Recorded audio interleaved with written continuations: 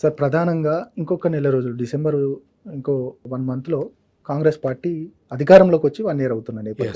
Yes. Revanth Reddy పరిపాలన ఎట్లా ఉంది కాంగ్రెస్ పార్టీ పరిపాలన అంటే మీరేం చెప్తారు? పాత సీసాలో కొత్త సారా. హ్మ్. అంతే. ఇప్పుడు కేసీఆర్‌కు ప్రతిరూపమే రేవంత్ రెడ్డిగా చెప్పుకోవచ్చు. ఎందుకంటే ఇప్పుడు వెలమబోయి రెడ్డి వచ్చి రెడ్డి వెలమ వస్తే నేను ఒక ప్రొఫెసర్ కోదండరాము, ప్రొఫెసర్ ఆర్‌గోపాల్ లెక్క ప్రజాస్వామ్యం వర్ధిల్లిందని చెప్పను. ఓకే.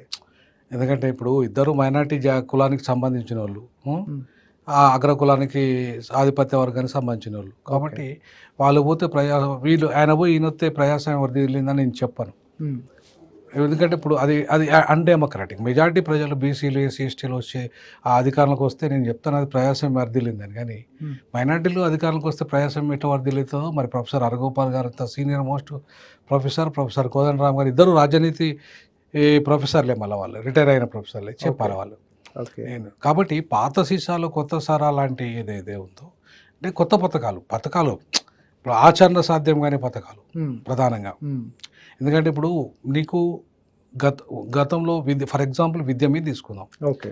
విద్య అనేది చాలా అత్యంత కీలకమైన ఒక సాధనం. ఒక మనిషి జీవిత మార్పుకు, ఒక కుటుంబ జీవిత మార్పుకు విద్య అనేది చాలా అత్యంత కీలకమైన సాధనం. హ్మ్. సో ఇవాళ ప్రతి కుటుంబంలో విద్య మీద పెట్టుబడి పెడుతున్నారు. ఓకే. ముఖ్యంగా రిక్షా కార్మికుని పిల్లలు సైతం హ్మ్. ప్రైవేట్ స్కూల్స్కే పంపిస్తున్నారు. ఓకే. అంటే ఎందుకు ప్రైవేట్ స్కూల్స్కే పరిమితం అవుతున్నారు వాళ్ళు? ప్రభుత్వ స్కూల్స్ వైపు ఎందుకు వెళ్ళట్లేదు? హ్మ్. దాని మీద ప్రభుత్వాలు బడ్జెట్ ఎందుకు పెంచట్లేదు? అలాగే ఇప్పుడు ప్రభుత్వ విద్యను ప్రపంచంతో పోటీ పడే స్థాయికి తీసుకొస్తా అంటున్న రేవంత్ రెడ్డి గారు ఇవాళ ఇంటిగ్రేటెడ్ గురుకులాల పేరు మీద ఒక కొత్త పథకాన్ని అరే గురుకులాలకు ఆల్రెడీ ఉన్న గురుకులాలకే దిక్కు దివాన లేదు. హ్మ్. ఈ ఉన్న గురుకులాలను సొంత బిల్డింగ్లు లేవు, హ్మ్. సరైన ఫుడ్ లేదు, హ్మ్. ఉపాధ్యాయులు లేరు, హ్మ్. సరైన రిక్రూట్మెంట్ లేదు. ఉన్న వాటిని కాపాడుకునే పరిస్థితి లేదంటే కొత్త వాటిని తీసుకొస్తా అంటే హ్మ్. అంటే ఏమనాలి? సరే గురుకులాల పరిస్థితి అట్లా ఉండేది. ఇవాళ ప్రభుత్వ స్కూళ్ళలో పాఠశాలలో 35 లక్షల మంది చదువుతున్నారు పిల్లలు. 35 నుండి 40 లక్షల మంది పిల్లలు చదువుతున్నారు. ఓకే. అసలు ఆ స్కూల్స్ గురించి పట్టించుకునే నాదుడు లేడు. నువ్వు ఇంటిగ్రేటెడ్ అది కూడా ఎక్స్పెరిమెంట్ పేరు మీద ఓకే. నువ్వు కొన్ని ఎన్నుకున్నావు అంటే ఏంది? మొత్తానికి వ్యవస్థను మారుస్తావా లేకపోతే కొంతమందిని తయారు చేస్తావా? హ్మ్. గతంలో కూడా గురుకులాల పేరు మీద కులాలు లేని గురుకులాలు తెస్తా అన్న కేసీఆర్ గారు యెస్. కులాలు లేకుండా ఏ కులంగా కులంగా మళ్ళీ గురుకులాలు పెట్టిండు ఆయన. హ్మ్. హ్మ్. అది కూడా తప్పే కదా. కులాలు లేని గురుకులాలను ఇవాళ ఇంటగ్రేటెడ్ గురుకులాల పేరు మీద నువ్వు తెస్తున్నది ఎంత ఇస్తున్నది, ఎంత పర్సెంటేజ్ ఎంత? 35 నుండి 40 లక్షల మంది ప్రభుత్వ పాఠశాలలో చదువుతున్నారు, ఇంకొక 35 నుండి 45 లక్షల మంది ప్రైవేట్ పాఠశాలలో చదువుతున్నారు. హ్మ్. మరొక వైపు గురుకులాల్లో 6 లక్షల వరకు గురుకులాల్లో చదువుతున్నారు. సో ఈ గురుకులాల్లో చదువుతున్న వాళ్ళు ఒక విద్యలో ఉంటారు, ప్రైవేట్ విద్యలో చదువుతున్న వాళ్ళు ఒకవైపు ఉంటారు, ఇంటర్నేషనల్ స్కూల్స్ చదువుతున్నారు ఒక దాంట్లో ఉంటారు, గ్లోబల్ స్కూల్ చదువుతున్నారు ఒకటి, మున్సిపల్ స్కూల్ చదువుతున్నాడు ఒకటి, జడిపి స్కూల్ చదువుతున్నాడు ఒకటి, ఊర్లో చదువుతున్నాడు ఒకటి. మరి ఇంతటి వివక్షత దీంట్లో ఉన్నాక, విద్యా వ్యవస్థలో ఉన్నాక వీళ్ళంతా ప్రపంచంతో ఎట్లా పోటీ పడగలుగుతారు? భావితరాలు, తెలంగాణ భావితరాల వాళ్ళే కదా వీళ్ళంతా. ఈ భావితరాలన్నీ కూడా రేపు ప్రపంచంతో ఎట్లు పడగలుగుతాడు? ఇప్పుడు ఊర్లో చదువుకుని ఏమాత్రం బ్లాక్ బోర్డు కూడా లేనివాడు, బ్లాక్ బోర్డు ఫెసిలిటీ లేని స్కూల్లో చదివేటోడు, ఆక్రిడ్జ్ లాంటి స్కూల్లో చదివేటోడు, కేటీఆర్ పిల్లలు చదివిన స్కూల్స్ కానీ లేదంటే బాగా డబ్బున్న స్కూల్స్ కానీ ఎట్లా పోటీ పడగలుగుతారు?